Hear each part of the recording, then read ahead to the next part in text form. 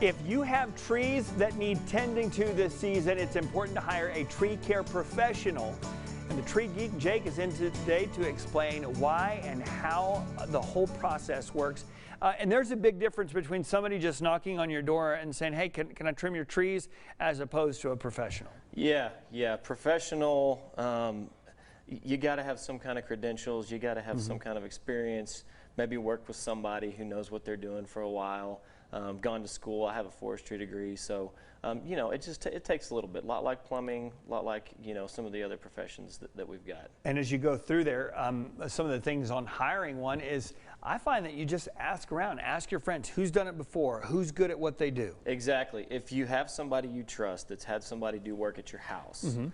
You don't have to trust the professional. You just have to trust that person that's referring it to, your neighbor, your aunt, your uncle, whatever. I think that's the most. I think that's the most. And then at that point, once you're through there, you can check the credentials if you want, and that's something that you guys are in the International Society of Arboriculture Certified Arborist or Master Arborist, right? That's correct. That's correct. That's just a step you can take. It's a voluntary step, but it just shows that you have some of the knowledge that you know what you're doing when you're trimming trees or spraying trees. And the good guys typically have insurance. The fly-by-night guys that are just coming in, they don't. That's correct. That's correct. I had one lady, she said, well, he had insurance and he showed it to me, and I was like, are you sure that wasn't his car insurance? So we're like, liability, insurance, so that if they break your house or break a fence, that at least you're covered if they run off and never come back. Now, do they have to be licensed and bonded? So that's a term that's thrown around in tree care. It's more of a general contracting term. Licensing and bonding. There is no licensing for tree trimming in the state of Texas.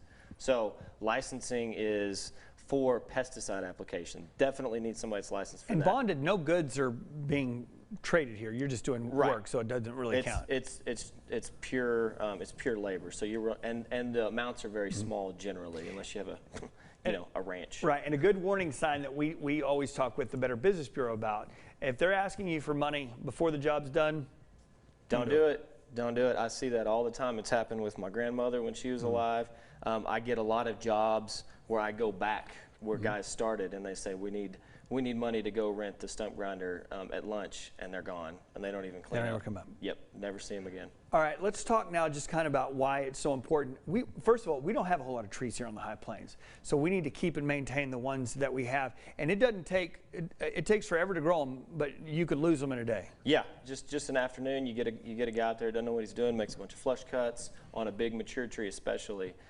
Ruin a young tree real quick too, but a big mature tree, making some bad cuts, taking a bunt way too much at one time, absolutely can ruin your tree just like that. And you're a professional, so you know the whole ecosystem around the process of doing it, not just, this branch looks like it's old, I need to get rid of this. That's right, that's right. I mean, you got to take into account the turf, you got to take into account the flower bed. Are we trying to get light? What are we actually trying to accomplish with this prune, other than just making it look good? Have you ever been watching somebody work on a tree and you think, that person's going to get hurt?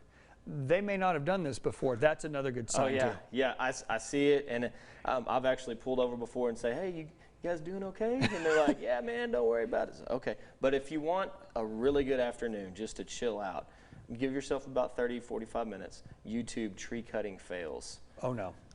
And there might be some language on there for your kids, you know, usually. You may preview those. But this is how you get it done the right way. Yeah, so you always, one of the great things about being our resident tree geek, you always have a fact of the week. So give it to us. Okay.